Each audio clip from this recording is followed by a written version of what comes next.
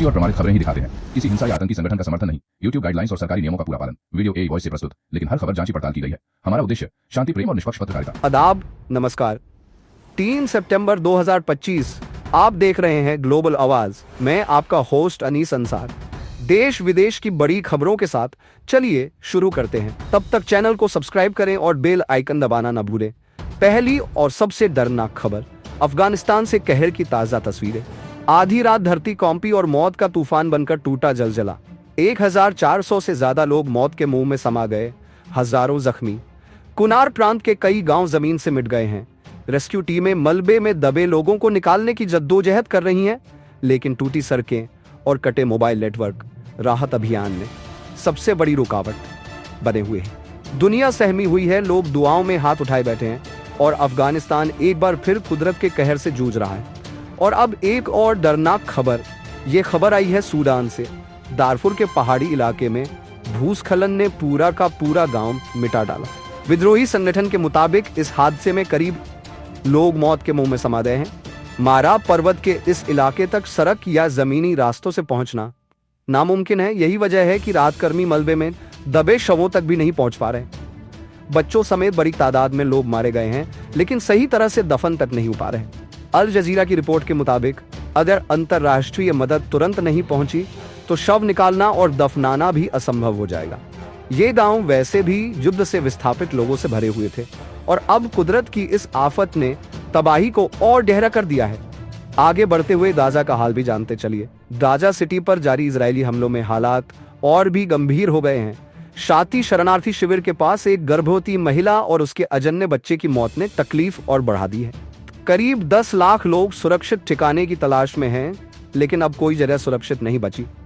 लगातार हमलों और पलायन के कारण गाजा की स्थिति लगातार बिगड़ती जा रही है। अब तक इस युद्ध में 60,357 फिलिस्तीनी मारे गए और 1,60,660 घायल हुए हैं। इस नक्शे को देखकर समझने की कोशिश करें।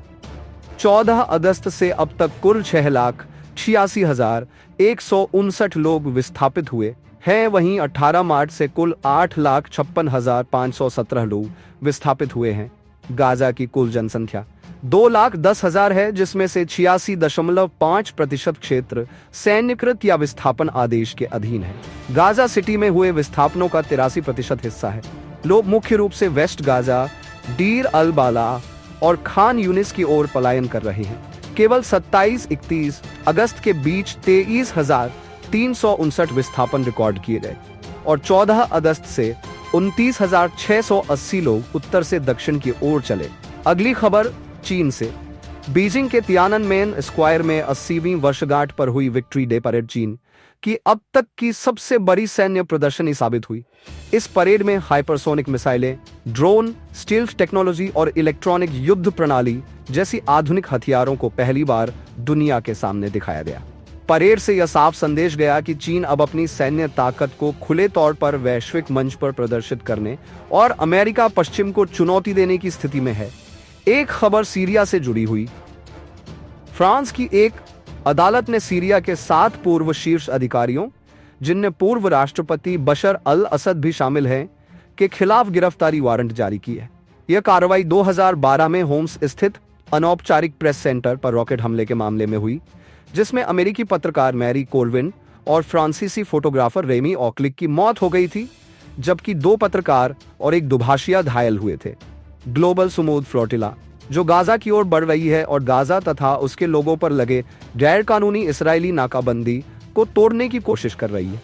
रविवार को फ्लोटिला की शुरुआत हुई थी, जब लगभग 15 नावें बार्सिलोना, स्पेन से 3:30 बजे दोपहर 13:30 GMT पर रवाना हुई, लेकिन समुद्र में खराब मौसम के कारण उन्हें वापस लौटना पड़ा। बंदरगाह पर एक रात बिताने के बाद नावों में और मानवीय सहायता सामग्री लादी गई। स्वयं सेवकों का पुनर्वितरण किया गया और सोमवार को फ्लोटिला ने फिर से 6:30 बजे शाम 16:30 GMT के आसपास सफर शुरू किया। इस यात्रा का पहला निर्धारित पड़ाव ट्यूनीशिया है। इसके बाद अगले कुछ दिनों में अन्य मुलाकात बिंदुओं पर अन्य भाग लेने वाली नावों से मिलना तय है। अब एक खबर वेनेजुएला से, जहां के राष्ट्रपति मादुरो है। हमने एक सप्ताह पहले यह खबर दी थी कि ट्रंप ने मादुरो की गिरफ्तारी पर $50 लाख का इनाम घोषित किया था। अब राष्ट्रपति डोनाल्ड ट्रंप ने घोषणा की है कि अमेरिकी सेना ने वेनेजुएला से ट्रेन दे अरागुआ गैंग के लिए ड्रग्स की तस्करी करने वाली एक छोटी नाव पर काइनेटिक हमला किया है।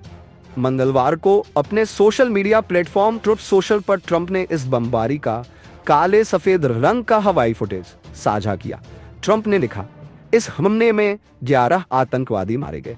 इस स्ट्राइक में किसी भी अमेरिकी सैनिक को नुकसान नहीं पहुंचा। उन्होंने आगे कहा, यह उन सभी लोगों के लिए चेतावनी है जो अमेरिका में ड्रग्स लाने के बारे में सोच भी रहे हैं। सावधान हो जाइए। आज की खबरें यहीं समाप्त होती हैं। चैनल को सब्सक्राइब करें और बेल आइकन दबाएं। मैं हूं अनीस अंसार, आप देख रहे हैं ग्लोबल आवाज। अगली बार फिर नई खबरों के साथ मिलेंगे। अलविदा।